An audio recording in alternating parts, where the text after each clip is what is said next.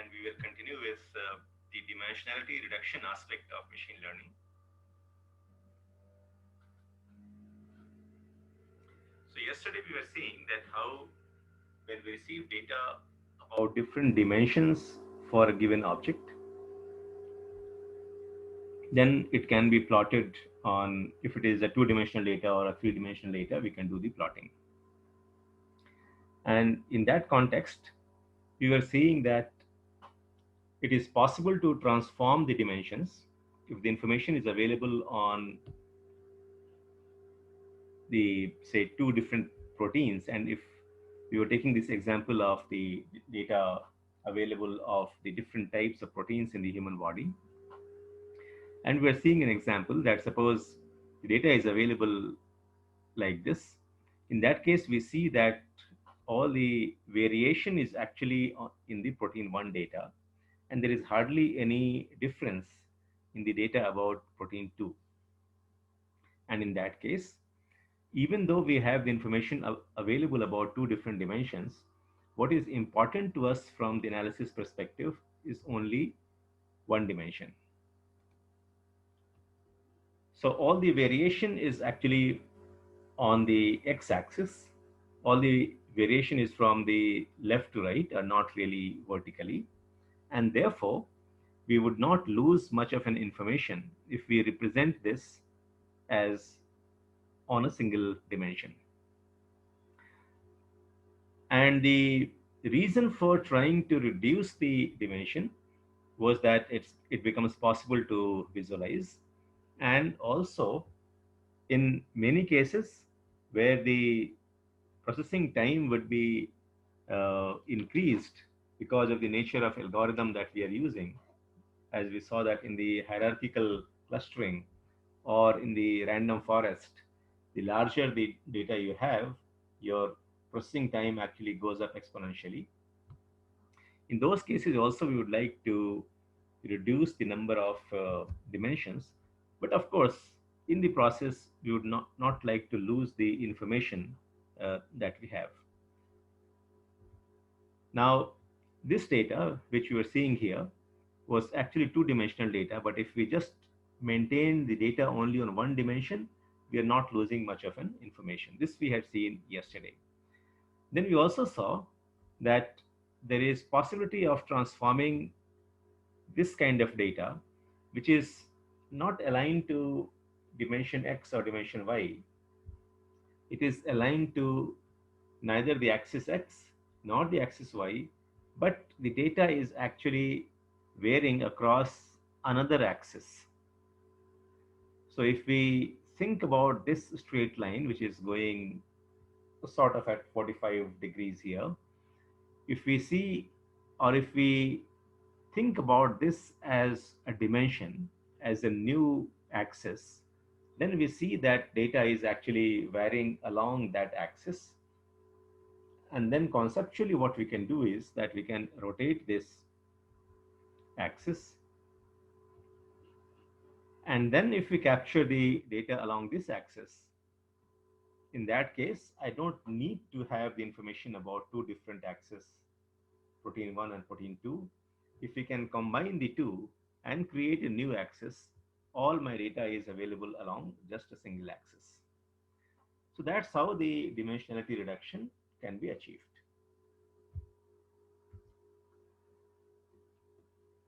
So what happens here is that if we just take that axis, now that becomes the main axis, or that becomes the principal component. We call that as a principal component because all the variation is happening along that component. And that's why this process is called principal component analysis.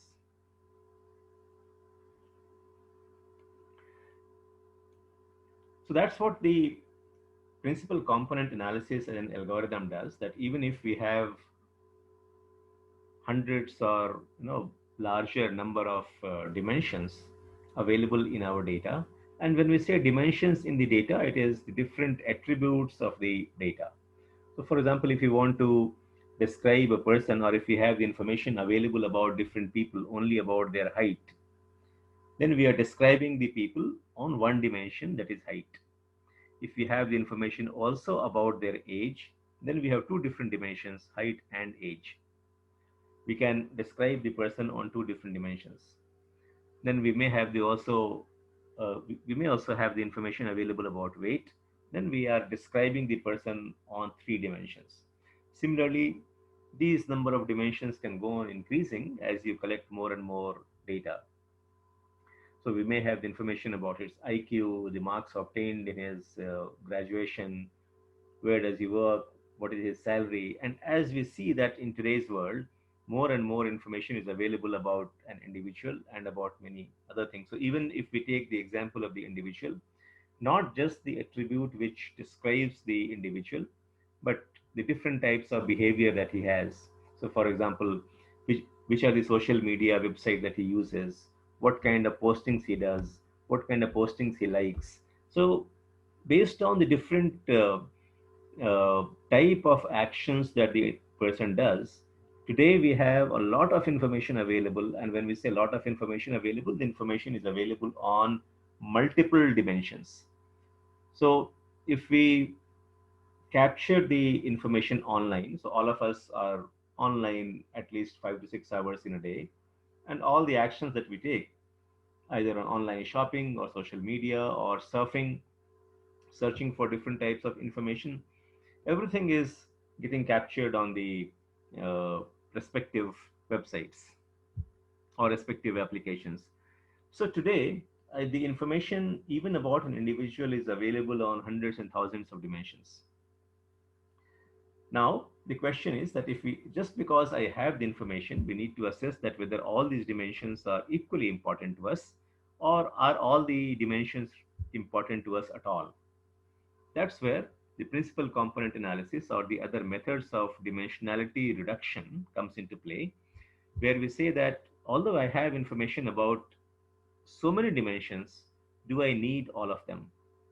And we talked about the two main purposes. One is that we want to visualize, and second is we want to eliminate the unnecessary dimensions so that my processing becomes much easier. Okay. So what the principal component analysis does is that it will compute the main axis or the main dimension along which the information is varying. And then it will see that what are the other dimensions which are orthogonal or perpendicular to that, on which the data can be captured. And in the process, we need to also ensure, or the principal component analysis also ensures that whatever was the variation available along different dimensions, it tries to ensure that the more and more variation in the data is captured by the principal components.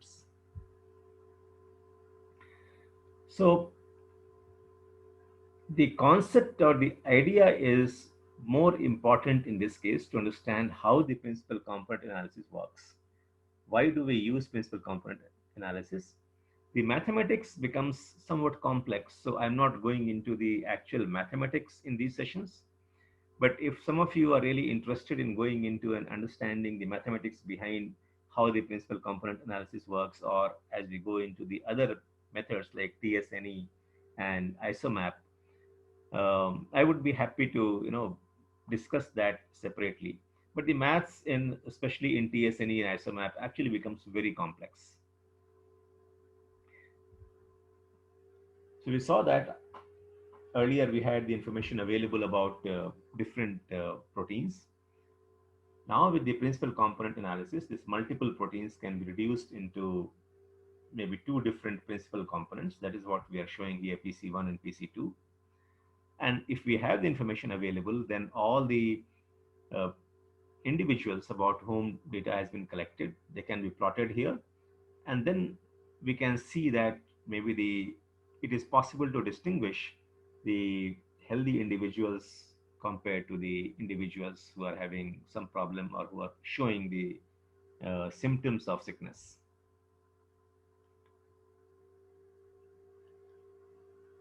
So if we reduce the data into two principal components, we will have two different data sets, or for each individual, we will have two coordinates. So let's see how the principal component would be found out. So Here, suppose we had the information available about protein 1 and 2, and this process would be very similar to what we had done in regression. So if you see, we assume that there is one principal component which is going like this line. Let's assume that this is the principal component. Then it sees that how far it is from the data points that we have on, which is plotted using 2 dimensions. And then it minimizes the distance between this line, which represents the principal component or which represents the new axis. And then we see that how it reduces that distance. This is exactly what we had done even in regression. So we find out by finding this line, which is reducing the distance between the actual data points and this axis. So that way, we have seen in the context of regression that how it is capturing most of the variance.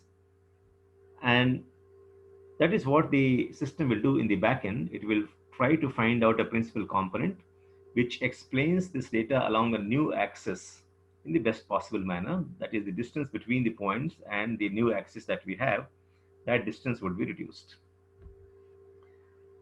So that's what the principal component analysis engine would be doing in the backend.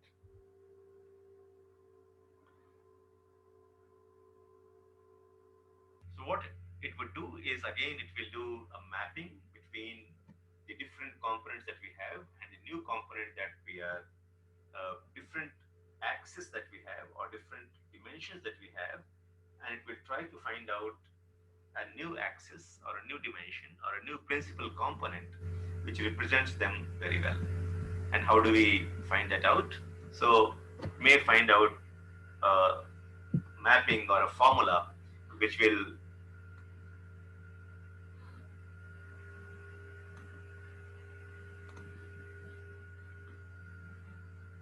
take the different dimensions into account. And then this mapping is, that is, for example, here 24, 29, and several other proteins up to going up to protein N, and where we have the data as 11. It will find some function, some multiplier as we were doing in regression. So it takes the form of, b1 into x1 plus b2 into x2. And this is what the multipliers like 2 and 4 and -5 is what the principal component analysis will find out. And it will give us a new, it will give us the data for the new dimension. Okay.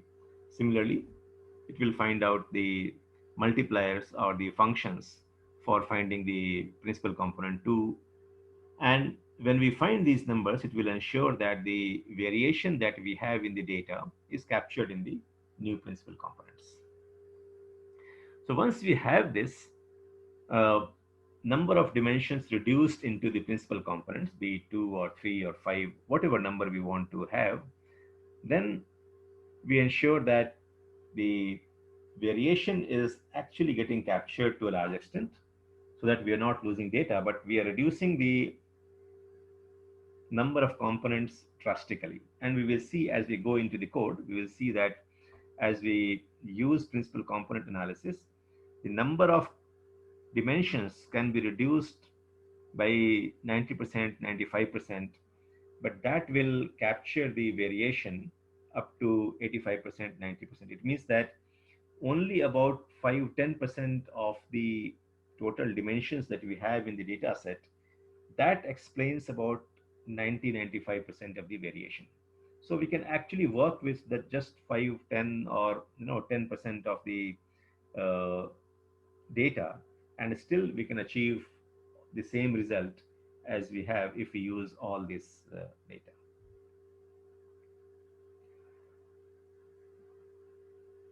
So using these computations, now we have different scores for principal component 1 and principal component 2. We had a series of n number of protein beta. We have been able to reduce that into 2 different components, and then we can plot it. And that's how we So all this dot you are seeing is actually representing one individual. Now the information that we had available on n types of proteins, now it has been reduced to only two principal components. It means that by finding out the relationship between different proteins, we have been able to reduce that into two different data points, and that's what we are plotting. So person A goes there, person B goes there, and similarly, we have the plots of different individuals' data that we have, and then we start saying that possibly we have two different types of individuals in my data set because they are clustered together. And then we say that maybe the first cluster is of the patients. It means that if their principal component 1 and 2 are having both lower values, then maybe they are patients, and if they are having higher value, they are the healthy individuals. So I don't need to really go into seeing n number of proteins. By using the principal component analysis, we have been able to find out the main explanatory variables. So even though we had say n number of proteins, the explanatory variables are only maybe 2 or 3. And if we have that, then we can plot, and then we can visually see that which individuals or which people are having the symptoms and which ones are not having the symptoms, and we are able to represent this data to doctors or whoever is going to use this information. Why this information is also important, because for the data scientist, as we have seen, that not only doing the different types of analysis like descriptive data science or predictive data science or prescriptive data science. So these are the three things that you're supposed to do. You're supposed to describe the data. Based on that data, you are supposed to make certain predictions. And after having made the prediction, you should also be able to see that if I want to change the future, or if the concerned people in the concerned departments, they want to change the future, then what are the prescriptions that you would give from your side? It means that what are the things which can be changed and what that impact would be. So after having made the prediction about the sales next quarter and next year, your advertisement division or your sales division or your marketing division may ask the question that what if I increase the advertisement expenditure by 5%? And you should be able to tell them that if you increase the expenditure by 5%, other things remaining the same, maybe the sales will go up by 7%. So these are the things which fall into the prescriptive data science. It means that you are giving a prescription to them, just as a doctor gives a prescription to the patient that you take this medicine, and this medicine will have this kind of impact on your body. So it will kill the bacteria, but it may have this kind of side effect. Similarly, you, uh, with the data science tools available to you, you can act like a doctor to different businesses and say that if you take this action, then the likely reaction is going to be this, or likely result is going to be this. So that's the prescriptive data science.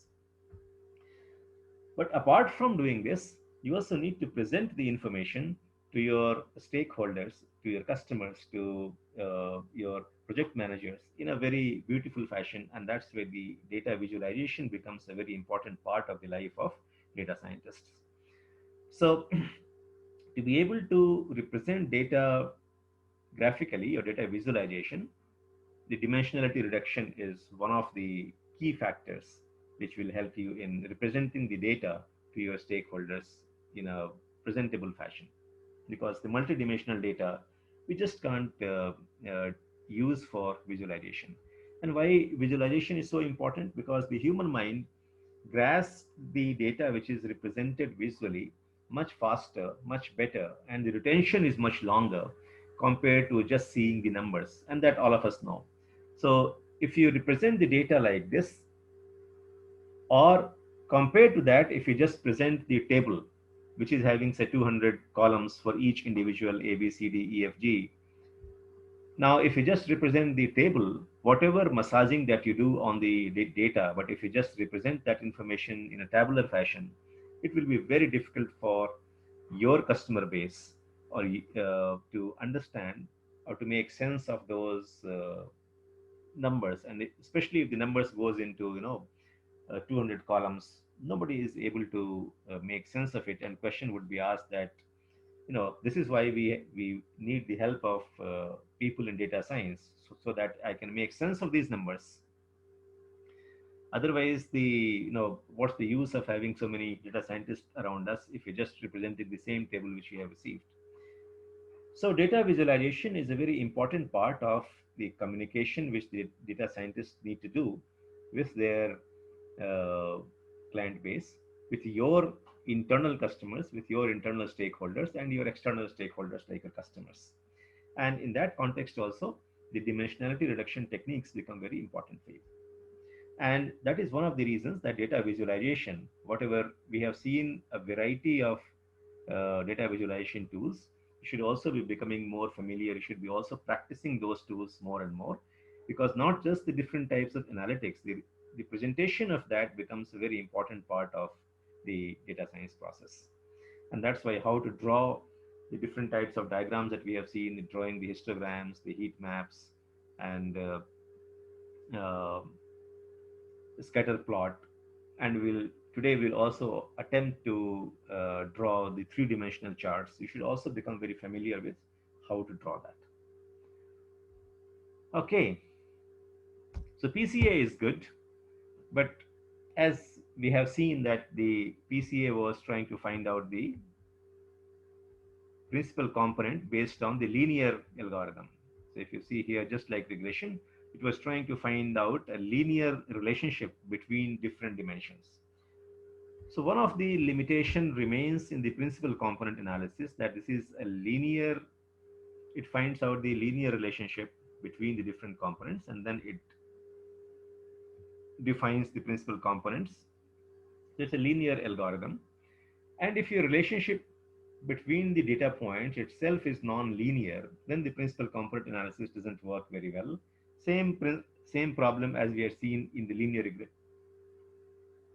regression earlier, that if the relationship is linear or close to linear, then the linear regression used to work very well. But if the relationship itself is circular or non-linear, then it was not working very well. The same problem will be there with the principal component analysis as well. So it's a good method. It will work very well when the relationship between the different dimensions is linear. But if the relationship is complex, then PCA doesn't really work very well. But the good thing is that we will be able to find out that whether it is working well or not, because we can always find out that how much of the variation in the original data is captured by the principal components. We'll see that when we go to the code, that not only we can find out the principal components, we'll be able to find out that how much of the total variation which was present in the original data is being captured by the principal component. So that gives us a good picture about that whether the principal component that we have derived is representing the original data or not, and how many principal components that we really need to have.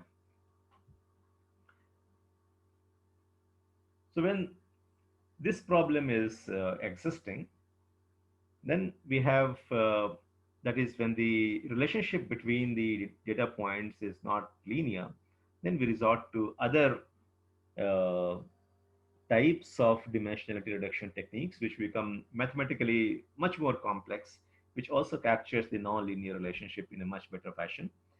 One of them is the t-distributed stochastic neighbor embedding. So as you know that the scientists and the people who work in statistics, they are fond of these complex names. So don't go by uh, the complexity of the name. In short, it's always called TSNE, or some people will call it TISNE. So TSNE. So we have talked about the different types of distribution and normal distribution we came across in different contexts. So T distribution is a variation on the normal distribution where the tails are thick. So when the distribution is represented, the two main factors that we were talking about was the two main factors that we had was the mean and the variance. And based on the shape of the distribution, so if you remember, if our distribution was like this. This was our mean, and then we say that what is the dispersion, and that used to define that what kind of distribution we have. So uh, this is a sort of a normal distribution with what we call as the thick tails. It means that its tails are thick. And how do we measure the tails are thick or not? It is with the help of kurtosis. So kurtosis used to give us the measure of whether the how thick the tails are, or how sharp the peaks are. That was measured by kurtosis. So if the kurtosis value was more than 1 or more than -1, we were saying that this is not normal distribution, or the distance from the normal distribution was measured that how far away from zero your kurtosis value is. So higher the kurtosis value, farther the shape is from the normal distribution. Those things you should revisit and maybe refresh in your mind. We had talked about the concept like skewness, the kurtosis. This t distribution uh, has the thicker tails as compared to the normal distribution.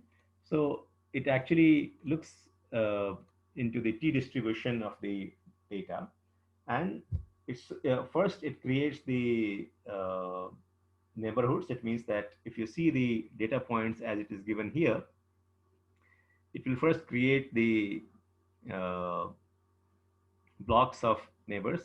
And this one we had seen um, in the clustering process, how the clusters are created. So it will actually create the clusters of the neighboring points, and then it it will retain the relationship between these neighbors when we are creating the when we are extracting the components.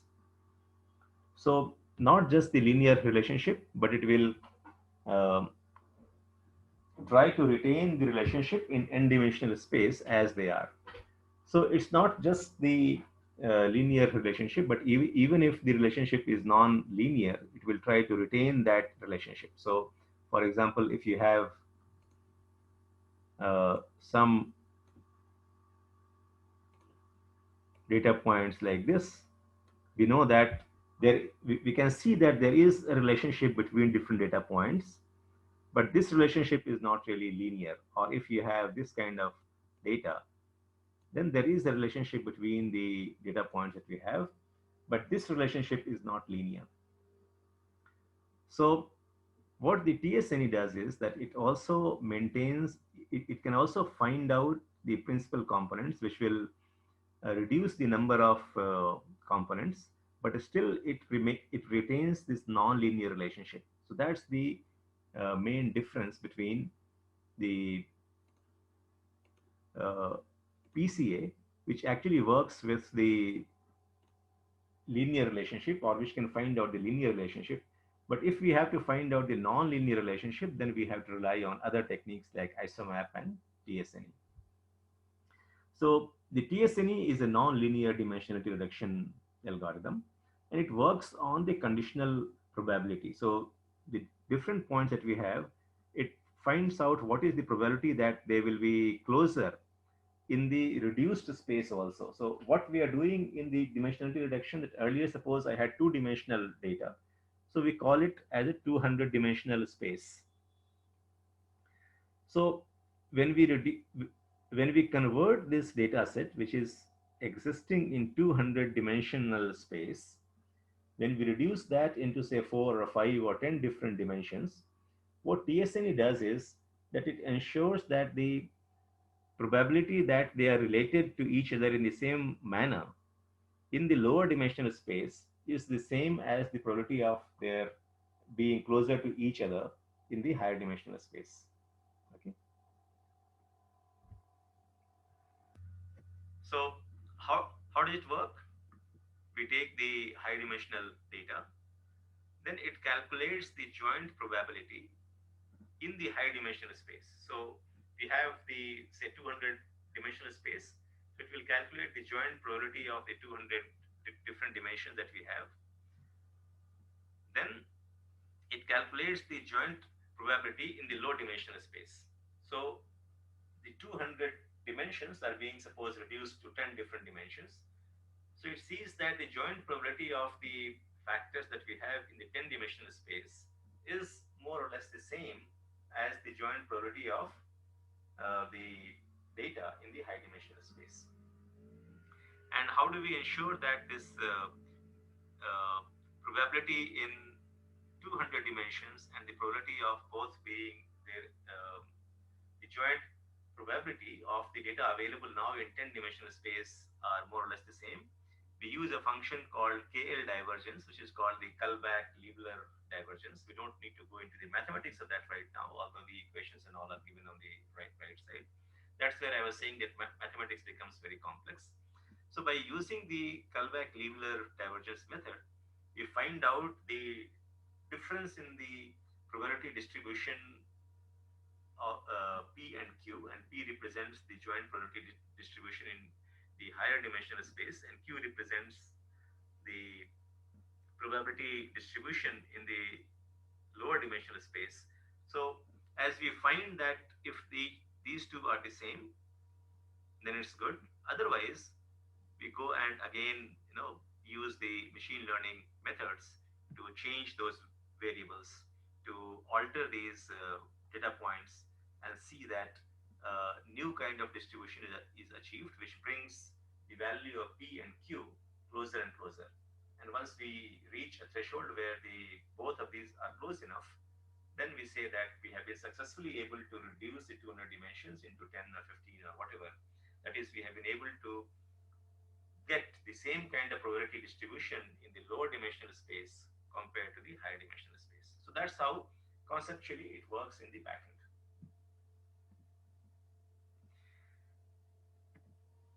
So with this, we receive the SNE, and if we are using the T distribution, then it's called the TSNE, because the stochastic neighborhood embedding, or the SNE, can be achieved on the normal distribution or T distribution. So when we convert this using the T distribution, it is called TSNE. So you see the difference that on the digit database that we had, if we are applying the PCA, then in digit database, you have seen that we had 784 dimensions. Now, if we reduce the 784 dimensions into just 2 different dimensions, then the PCA will give us a picture like this. We will actually draw this with the code. The PCA will give us a picture like this. Here, what we are seeing is that it is able to, so each digit is represented by a different color here.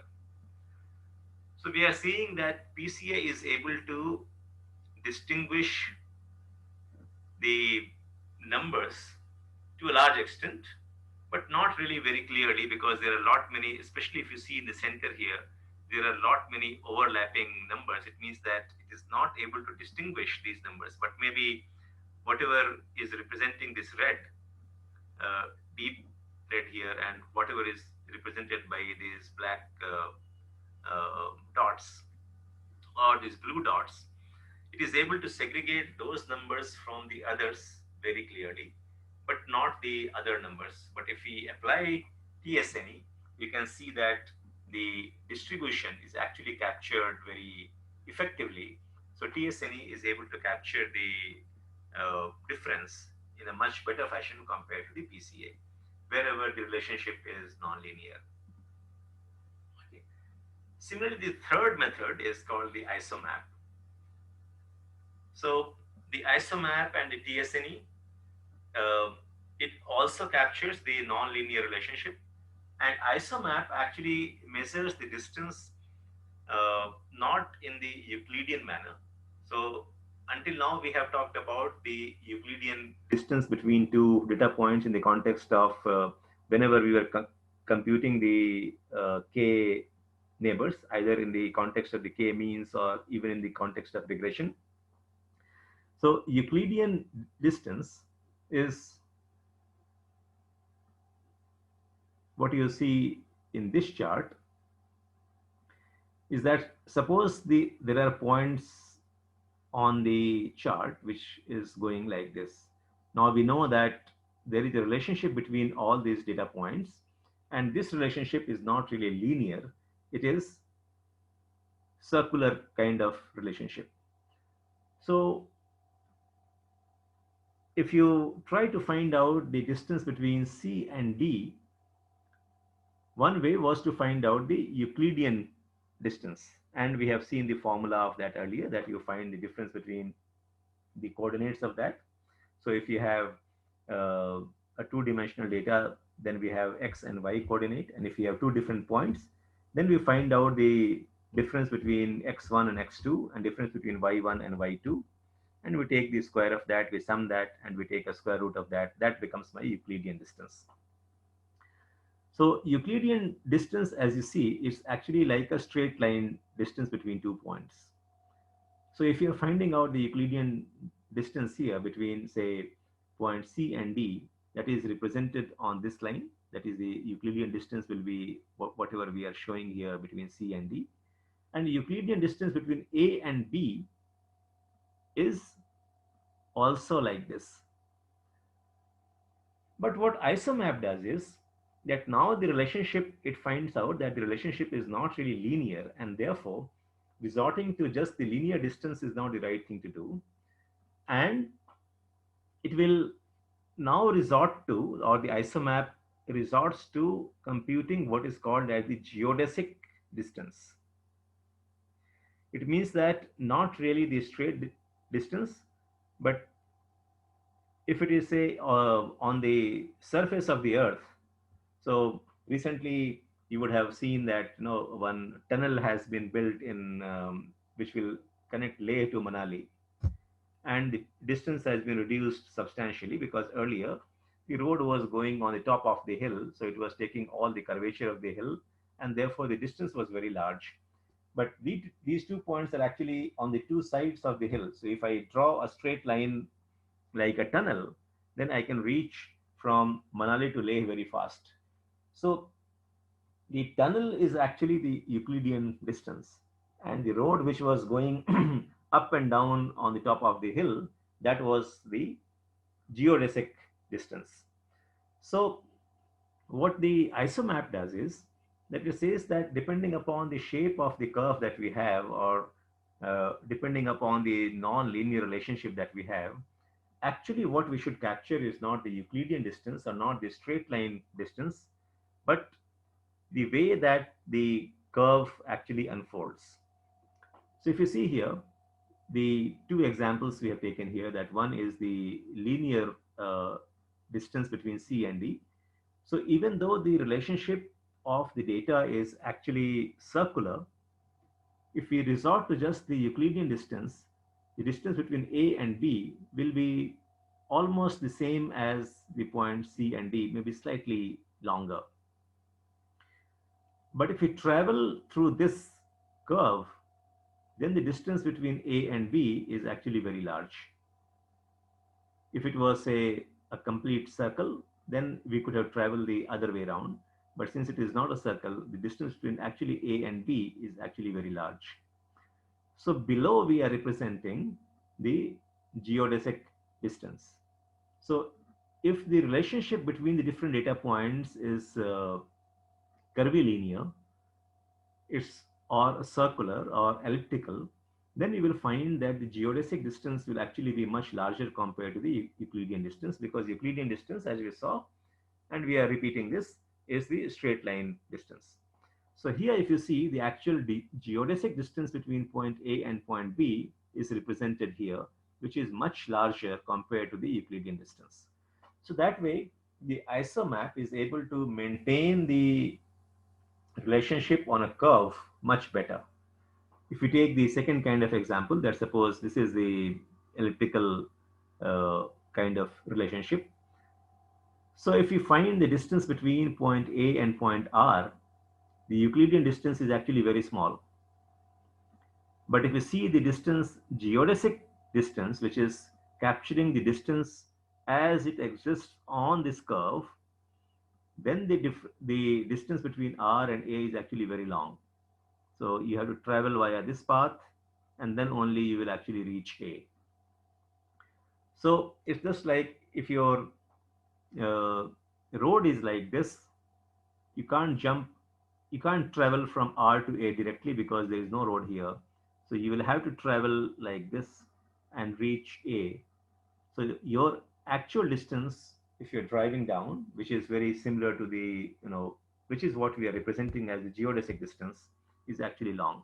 So it does not matter how, what is the straight line distance from here to here. The relationship is curvilinear or is elliptical here.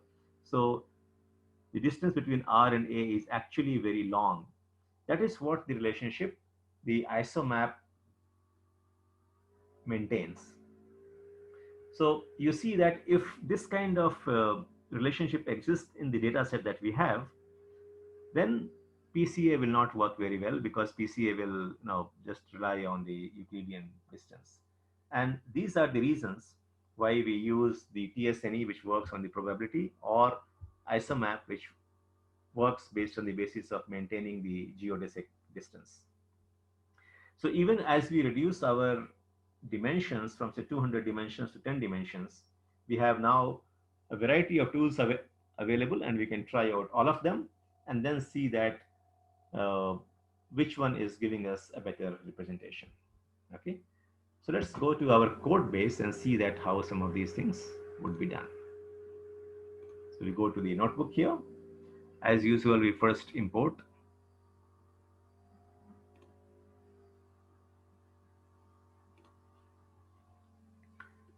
Then we'll fetch the digit database. As you remember from the previous session, this digit database was having 784 dimension, each dimension representing the pixel value.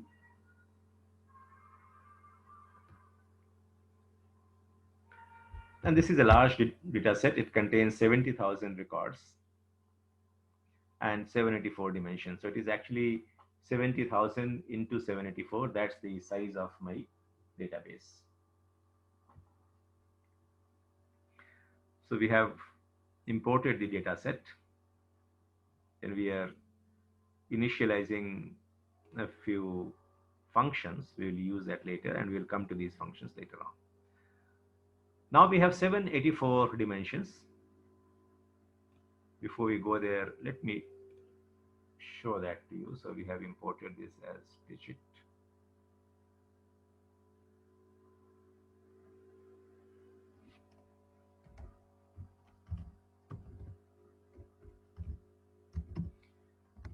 So this is an array, and therefore finding the shape, I'm calling np.array or numpy.shape, because it is not a data frame. So we can't just write the file name dot shape, because it will work only on data frame.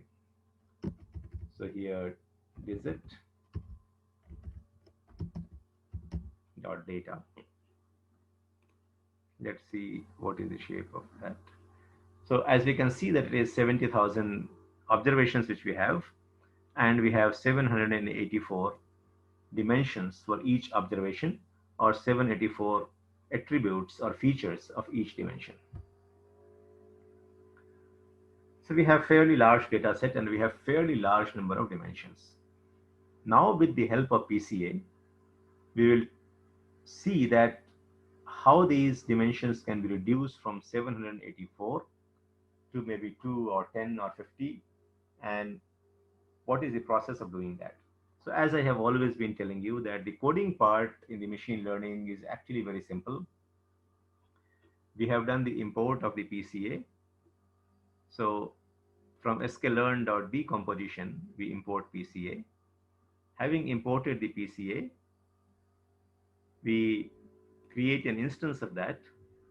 So we call PCA, and here we have to define that how many components you want to really reduce to. So irrespective of whether we have 5 components or 500 components, if I want to reduce them to 2 components, I need to define that parameter when we are initializing or when we are creating an instance of the PCA. So here we will work with, to start with, we will work with 2 components. So with this, we are saying that reduce the 784 components that I have in my data set to just 2 components. Okay, so it will find some relationship between all of these components, and it will derive two different components as we have seen in the PPT earlier. Having defined that, we'll call the fit transform function. So fit function will find out all the parameters, and transform function is actually then based on those parameters, it will compute all the numbers. So rather than just calling a fit function, we are calling the fit transform function here, and we are giving the data what we have obtained in the digit data set. So as we have seen here, that is digit.data has 70,000 observations and 784 dimensions. And we store the output of this into a file called PCA result, or into a variable called PCA result. Okay. So we run this.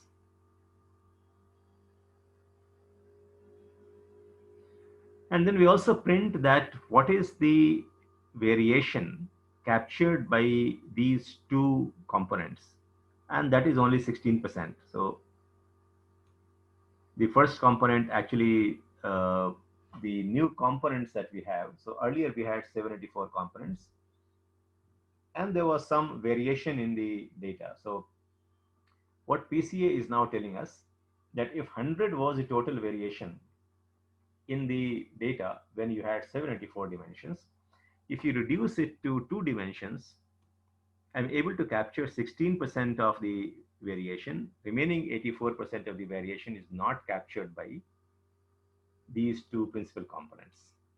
So if you work with only two components, 16% is actually a very low number. So we know that we are losing a lot of information, but still it should be good enough for us to draw it on a two-dimensional chart. So as we draw it on the two-dimensional chart, so the PCA is where we had stored these two dimensions. Now these two dimensions, we are drawing a two-dimensional chart, and there you see that it is able to segregate a few numbers very clearly, even in two dimensions.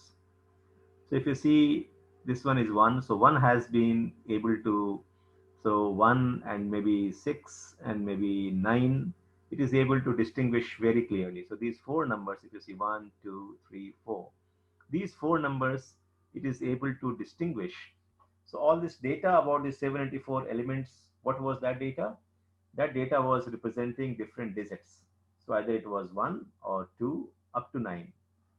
So each of my observation was representing one of these digits. And on this plot, each of these dots is representing one observation. So this one has 70,000 dots in the plot here. 70,000 records we had, it has plotted 70,000 different dots. And then we are we have asked uh, the graphic command to give a different color to each digit. We'll go through that plotting syntax later. So we have asked it to give a different color to each of these digits based on the labels that we had available. And we see that it is able to segregate a few numbers even in two dimensions. So 784 dimensions now have been reduced to 2. So even in two dimensions, it is able to segregate 1 very clearly. It is able to segregate, I think this is 3 or 4, this is 4 very clearly. It is able to segregate 0 very clearly. It is able to segregate 7 very clearly, but the other numbers are all mixed up. It means that as we reduce the dimensions from 784 to 2, it is able to segregate maybe 1, 2, 3, 4 numbers clearly, but all the other numbers are very jumbled. And this is to be expected because only 16% of the total variation we are able to capture.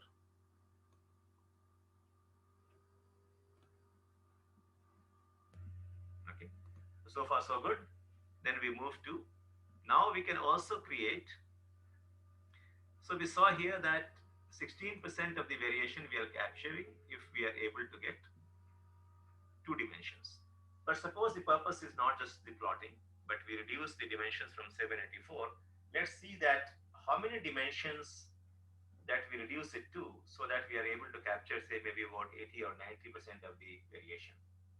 So we can run this PCA with different number of components. We'll first run that with 2 components and 3 components, and let's see that as we increase the number of components, does it really capture or how much of the variation of the original data is captured by the PCA. So let's do that.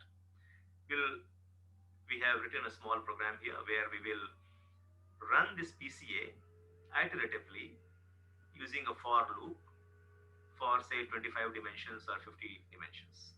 Okay. And then we will see that in each iteration, how it really captures more of the variation which is available in the original data set. Okay. So let's first work with 25 dimensions. It means first I will run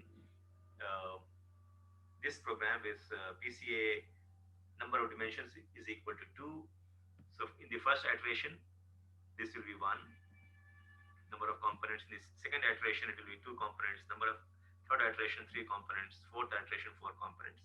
And after running each of these, I store the explained variance ratio into some variable, and that is what we will plot. Okay. So let's first define this function. And since we have a very large number, it will take you a good if we are running the PCA 25 times on 70,000 data sets, it will take a lot of time. And therefore, for the purpose of computation, I am taking 1,000 records, and we will run 25 different iterations on the 1,000 records. We'll see what it achieves. So here, maybe we can run with 50 different dimensions. And then we run that 25 times, and then we'll do a line plot. So let's see what happened here. Here we have not defined data, and we run this one.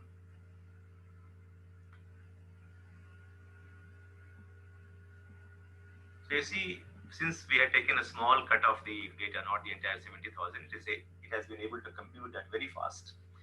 So the data set that I had was 1,000 records, and 1,000 records had 794 dimensions. Then we have computed how much of the variance was captured as we increased the number of dimensions from 2 going up to 50. So as you see, it captures more and more variance. And with the 50 dimensions, if we reduce the 784 dimensions into 50 dimensions, it is now capturing 84% of the total variance that we had in the original data set. So actually, what it means is that if I reduce the total number of dimensions or total number of columns in my data set from 784 to just 50, I am losing just 16% of the data, remaining 84% I still have.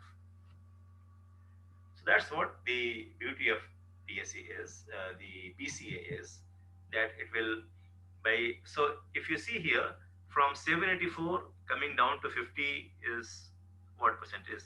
Just about 7% of the original data. So just about 7 to 8% of the original data set is actually capturing 84% of the total variation that we have in the original data set. And that gives you the confidence that with just about, if we take, let's see, if we take about 10% of the data set, which will be about 78 different dimensions. So we are reducing the number of dimensions from 784 to 78, which is just 10% of the data set. Let's see how much of the variation we are able to capture. So I think it will be, the difference will not be much. It will be just 2 or 3% more maximum. So with just the 10% of the data set, we are able to now capture 90% of the variation. So that is the kind of benefit that you see because of the dimensionality reduction, and that will become a handy tool for you. So if we have a very large data set, now we can use something like PCA, and we can, once we see that 90% of the variation I already have, and the number of dimensions has been reduced by 90%, so it's actually very good because now you have to work with only maybe 78 variables and not 784 variables. Okay, so that's what the PCA achieves. And now all my further analysis actually I can do on these 78 principal components. That is how we can proceed. So maybe if we have 784 dimensions, you first reduce that to 78 dimensions, and then you proceed to all the rest of the analysis with only these 78 numbers. Now we will work with TSNE. So here also, since the TSNE actually takes larger time to compute, the backend computations are very complex because it is working on joint probability of all the dimensions that we have, and computation of that and retaining the same kind of probability distribution in the lower dimension is a complex process. But from the coding perspective, it remains very simple.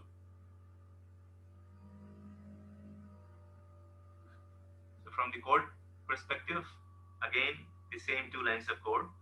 We have already imported the TSNE from, the TSNE is in the manifold library of sklearn. So from sklearn.manifold, we import TSNE. And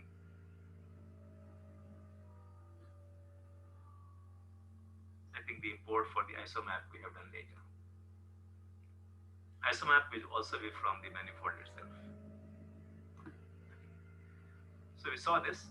So TSNE we have imported earlier. Now we initialize this, and when we initialize this, just like we were giving the components, number of components for the PCA, we need to define the number of components here also. Rest of the things we don't really need to define. It can be taken from the default values. Now the n iteration is very simple, how many iterations it should do, otherwise it can take the default value. Verbose, as we have seen earlier, is what is the kind of output that you need. So while the processing is going on, verbose is equal to 1 will give you a brief description of what is happening while the computation is going on. If I give verbose is equal to 2, it will give you more detailed output. So verbose is about how much of the output that you want when the processing is going on. Now this perplexity is another dimension or another parameter which is defined in the TSNE. So this perplexity is actually higher the perplexity, more the the distinct your data set actually tends to become. So if you run with perplexity 10 versus perplexity of 40, you will see that the algorithm is creating the distance between the different elements that we have. In this case, we will have different digits. So it will be able to push these different groups a bit farther.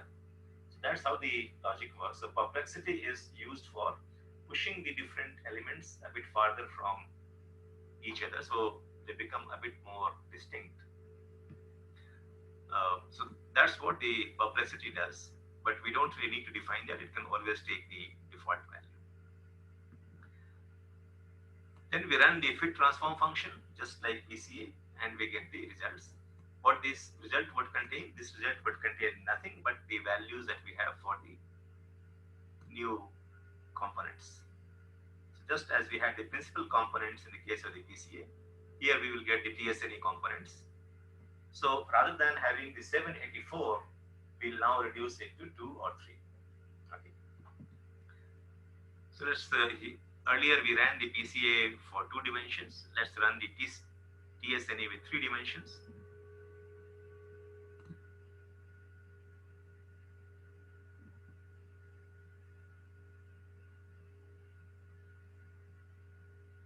So TSNE works takes longer, and TSNE, the time taken will actually increase exponentially. So Right now we are working with 1000 records here. Whatever time it takes in 1000 records, suppose if we increase the number of records to 2000, the time taken by TSNE will not be twice. It will be actually the square of the time that we have taken earlier. So the time taken will increase exponentially. And that's where if you run TSNE on the entire data set of 70,000 records, it will take you a very long time. And that is one of the reasons that even though TSNE will give us much better result because it takes more time, we can use this technique only on the small or the medium-sized database. Even if your computing power is high, you would find it very difficult to run this on a very large database. And our database of 70,000 records is actually a small database compared to the kind of databases that you'll be working with in real life. It has taken about 1 minute to compute this. Now we will make since we had taken 3 dimensions here, 3 components, we'll try to draw a 3D chart. Now you see here that in the 3-dimensional space, it has put these different numbers here. So it looks like that here you have 3-dimensional chart, the code was here. So from Seaborn, we are calling the scatter plot only. No, this is the 2D, sorry. So for the 3D, what do? We call the matplotlib. We define the figure size as we have done all the time whenever we are plotting. Then we define the axis here and we say projection is equal to 3D. Then just like as we do in the two-dimensional scatter chart where we were providing the X and Y, here we are providing X, Y and Z data. So this one is expecting a 3-dimensional data. So the first dimension is X, second dimension is Y, third dimension is Z. And after that is what should be the colors and all that. So actually if you see, for drawing the 3-dimensional chart, the only difference is that you are defining the axis as projection is equal to 3D, and then you are defining X, Y and Z as compared to just X and Y, which was in the 2-dimensional chart. So if you see the 2-dimensional chart code here we are defining only 2 different dimensions, and here we are defining 3 different dimensions. Okay, and this one is defining the depth of it. So the code for the drawing is not really very difficult. So now you see that with using the TSNE, what we're trying to visualize is that whether it has been able to segregate the 10 different numbers that we had clearly or not. So here we see that maybe it is more clear compared to the 2-dimensional chart that we drew after we created the components from the PCA, because here you will able to find out only maybe 4 digits very clearly, but here you can see that more than 4 is getting more clearly segregated. Here you have only 1000 data points, and therefore the plot is not that dense. In the previous one, in the PCA, we had actually taken 70,000 records. This one is representing only 1000 dots. So if we have more data set, the segregation may become a bit sharper. But here you can see that maybe 1, 2, 3, the black one is 4, maybe about 5 or 6 of these it is able to draw very clearly. Let's see if we do it in only 2 dimensions, and then we'll compare the difference between the TSNE and the PCA plot. So here we run the TSNE with just 2 components.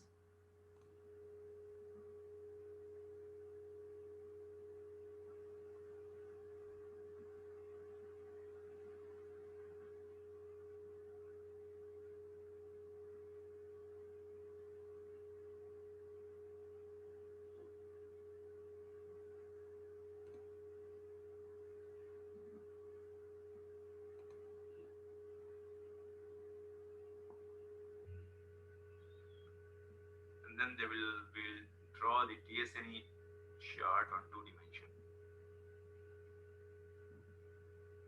Now you can see the difference between the plot which has been done by TSNE and the plot which has been done by PCA. So PCA is not doing that good a job because the data shape is not really linear. So if you see the digits data set, when we write say 1, it's all linear, and that's where you see that it is able to distinguish 1 very clearly from others because 1 is just linear.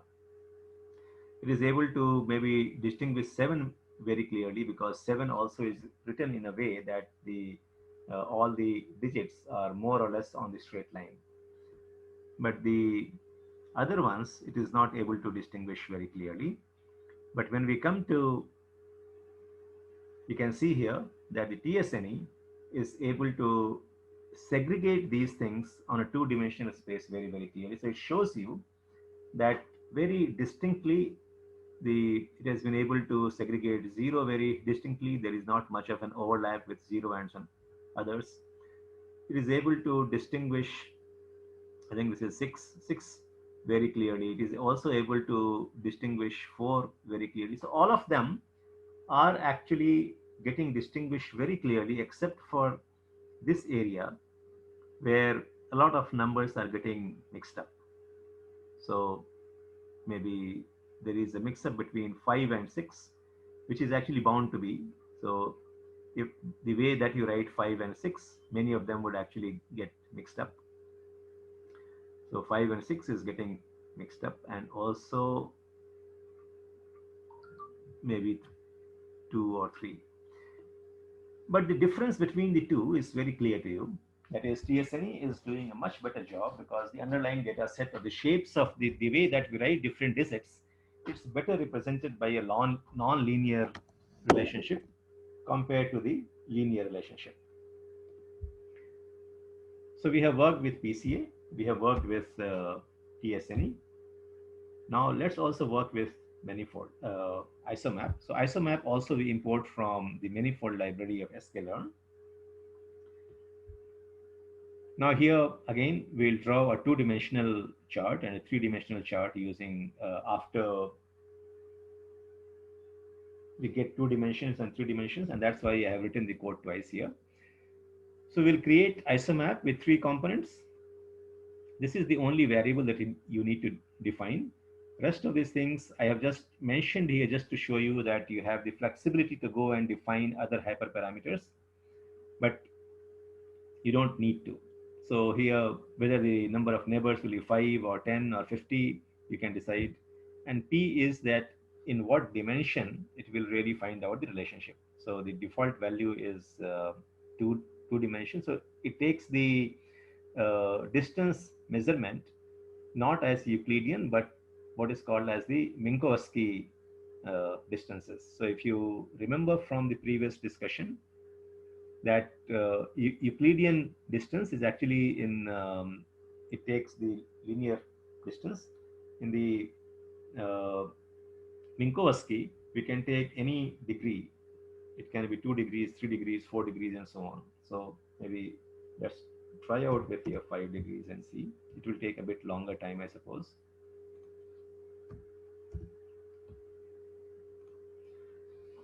So let's also run isomap, and we'll see that how isomap is able to reduce the 784 components into 2 or 3 and how effectively it does that.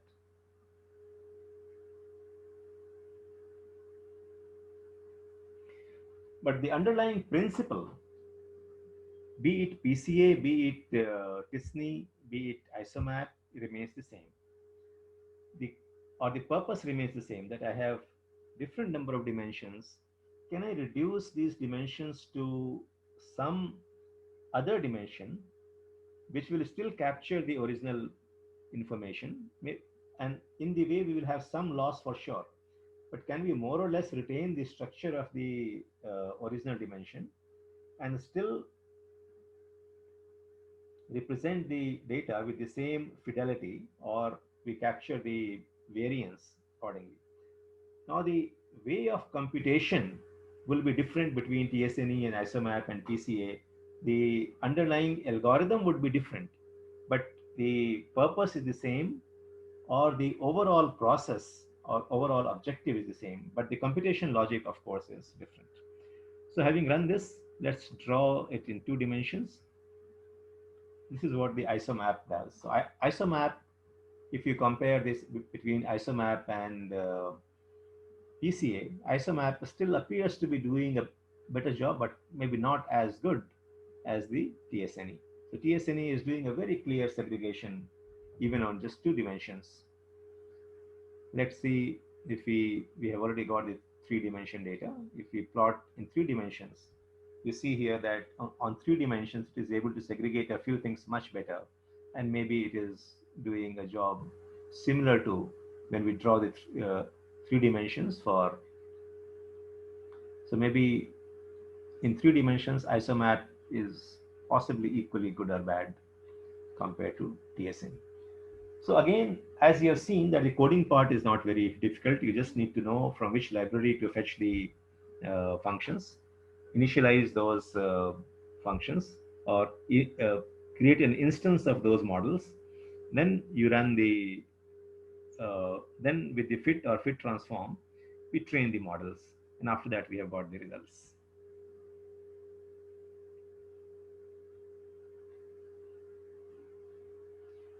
So 3 things we have learned in the dimensionality reduction: PCA, TSNE, and ISOMAP.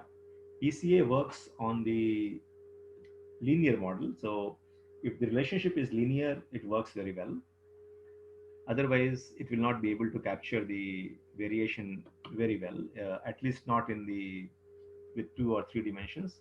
But as we see that even though the relationship is not really very linear in the disease data set, just by having 10 different principal components compared to 78 in this case compared to 74, we are still able to capture the 90% of the variation. It means that as we reduce the dimensionality from 784 to 78, I still retain 90% of the variation, and I lose only 10% of the data.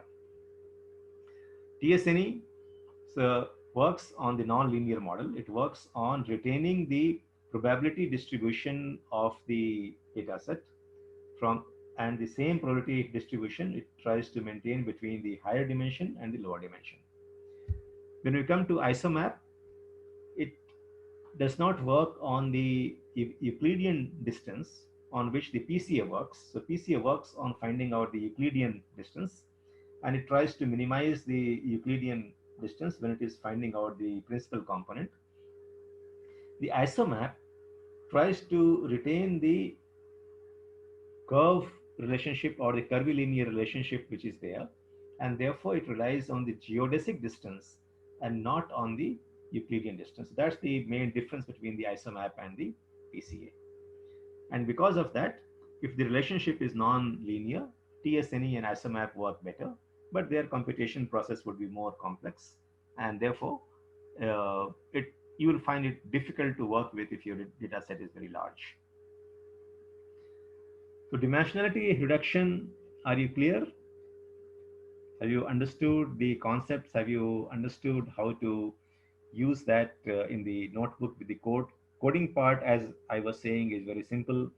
But your problem as a data scientist will actually come not in the coding part, because you have seen that whether be it PCA or TSNE or ISOMAP, as long as you know that these are the 3 different types of tools I have for dimensionality reduction, or if I need to create a plot of the data that I have, these are the 3 mainly used tools. And of course, there are a few more. And even if you want to experiment with a few more, the difference from the coding perspective is nothing. You just need to know which library to import, and then the process is the same. You create an instance, and then you create run a fit or a fit transform function for doing the training. So that process is actually much simpler. What you will have to focus on is that having derived these numbers, you may have to explain it to your customer that what have you achieved by running a PCA. And in that case, you may have to explain to them that why you resorted to PCA because you wanted to reduce the training time, you wanted to reduce the testing time, and because of that you have resorted to PCA because it reduces the dimensions and therefore the size of the data set substantially without losing any data. And then you'll have to explain to them that actually we are not losing much data because I am already capturing 90% of the variation which was existing in my original data set. Okay, so this explanation part is what would be expected from you. So the coding part is actually simpler, as you have seen that whether you are running a regression or you are running classification or you are running now the uh, clustering and dimensionality reduction, the coding part is not that difficult. What will be also very important and what is going to distinguish you from the other people in your data science division is that your ability to explain that why have you used one or the other model and explaining the results that you obtain.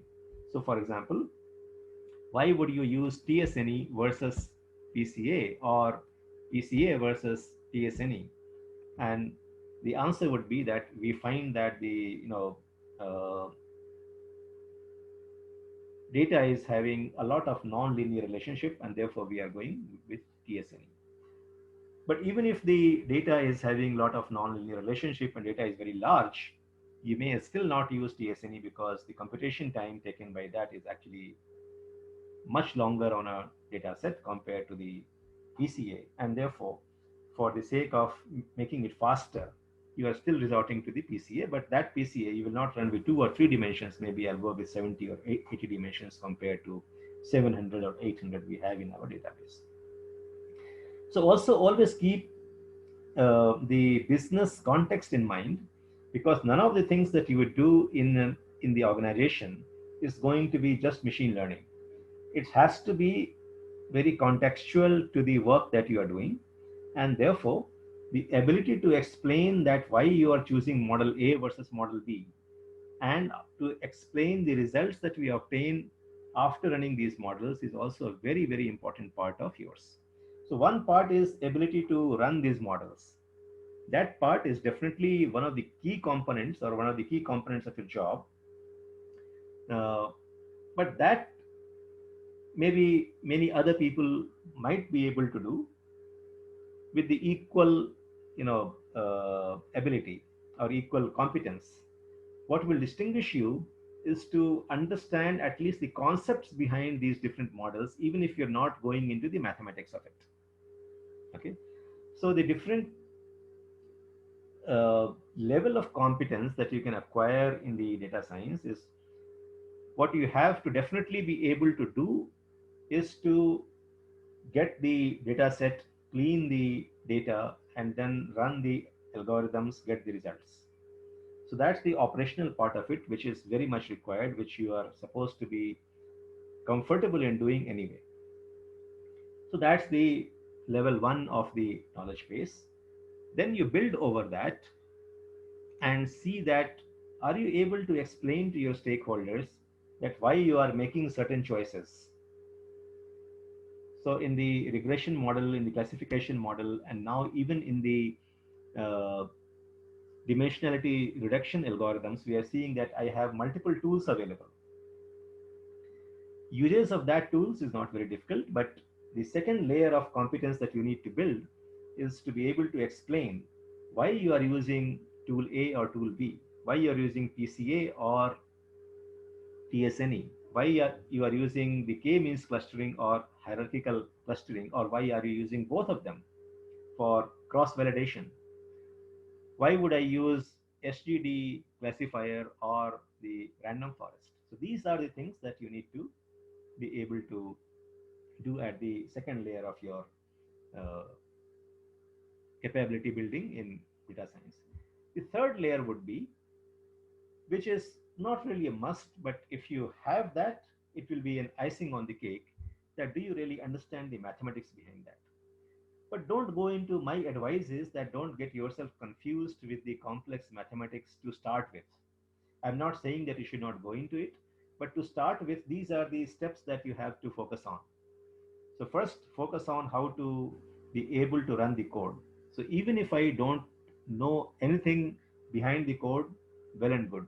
Because the expectation is, or expectation from your job would be that you are able to take the data set, clean the data set, and do different types of analytics and present the result. But if you're able to explain why part of it, so first is the how part of it. So you must master the how part of it, that how do I get the data set, how do I do the data munging, data wrangling, and then identify and running the different types of algorithms. That is the how part of it. Second part is the why part of it, that why am I doing this or that. And the third part is that even going behind the why part of it and understand the mathematics of it. So, for example, the principal component analysis or regression, or at least for the simpler ones, can I really explain the mathematical aspect of these dimensions? Can I explain that what is happening in regression? Although I'm saying that it's actually a nice to have thing, but in many of these interviews that you will appear, people will try to probe you that do you really understand this? So that's the third layer that you need to think about. But these layers are also like the ladders. You should first step on the first ladder, first step, then you go to the second step of the ladder, then you go to the third step of the ladder. Because if you start in the reverse fashion, the chances are that you will get entrapped into spending too much time in understanding the mathematical part of it or the statistics of it. And if you do that without mastering the first two, then obviously it will be difficult for you. So my suggestion is that you first master the coding part of it. Second, you master the conceptual part of it. And third, then you start going into the mathematics if you have mastered the first two. So with that, we end the supervised learning and the unsupervised learning. And these are the classical methods in machine learning. Now, starting next week, we'll go into what is today the main workhorse in machine learning, which is deep learning. And it's very, very interesting. And deep learning at many points actually becomes like a black box for you or black box for most of us, as you will see, because what is happening inside the deep learning engine is not very obvious to us, and but still it gives a much better result compared to the classical models. It's more computationally intensive. uh, so but it will take you to many new areas. For example, the computer vision or the natural language processing. It's just not possible with it's not possible to do justice to those kind of tasks with the classical algorithms that we have learned till now. So deep learning is something which we will focus on starting next week. We'll understand the concepts, how to structure a deep learning model. And then to start with, we will do certain things which we have done using the classical algorithms, using deep learning. And we'll see that once you have learned how to define the deep learning architecture, then you start achieving actually much better result with the deep learning architecture compared to the classical architecture. The question which comes across that if deep learning is doing a better job, why did we spend so much time in learning these classical algorithms like regression or classification or clustering or dimensionality reduction? Why did we spend time on that one? The answer to that is that you must have different types of tools in your toolbox.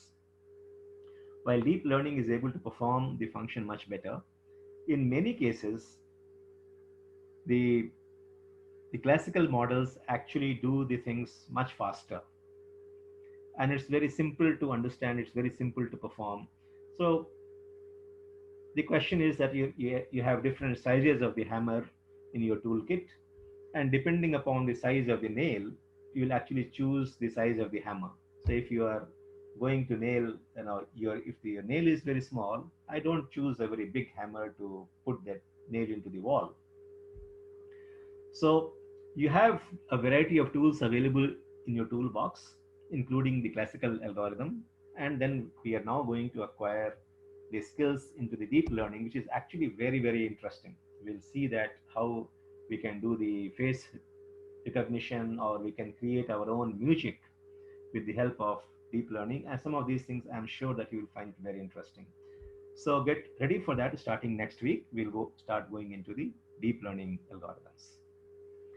Any questions that you have so far on any of the algorithms that we have worked with, or initially we started with certain concepts in statistics or mathematics, or even the Python coding, uh, keep feel free to post these questions either on the WhatsApp group or uh, on the chat in the sessions that we have. Uh, And again, I will remind you that all these notebooks are available to you, all the PPTs are available to you, especially on the notebooks. Try going through the code line by line. And there also, I have told you that first try to understand the structure of the code.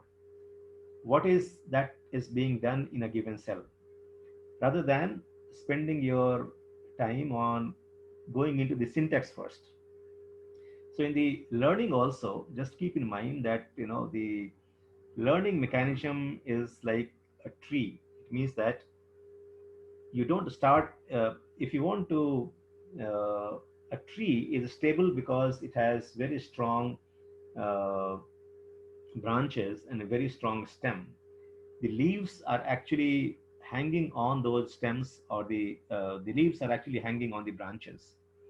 So leaves are like details, and the stems and the branches are like the more fundamental aspect of the learning. So even in the uh, whether you are trying to understand the notebook or you're trying to understand the concepts, try to see that your stems are stronger, your branches are stronger. Otherwise, the leaves will not hang there; it will break.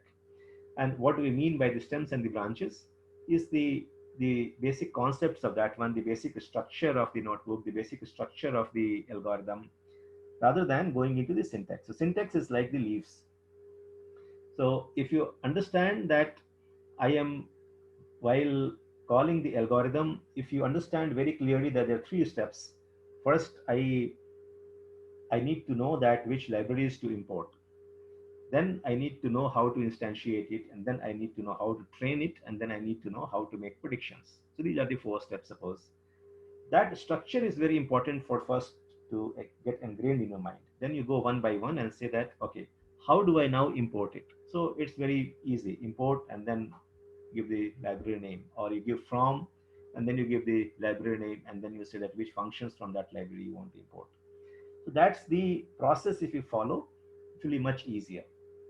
Okay, sometimes we tend to get involved into details much earlier, and that actually takes you away from the understanding for quite some time, and the process of learning becomes a bit difficult. That's what my experience has been, and that's why I'm sharing with you that in learning these uh, new concepts, first you focus on the larger concepts, then you go into the details of that.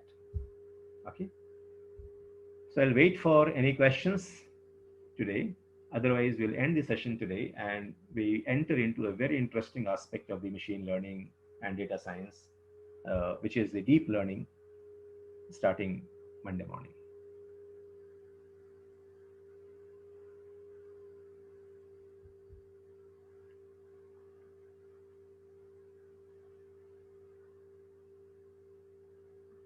So I'm assuming that there are no questions from today's session. In that case, we'll end the session today and see you again on Monday morning.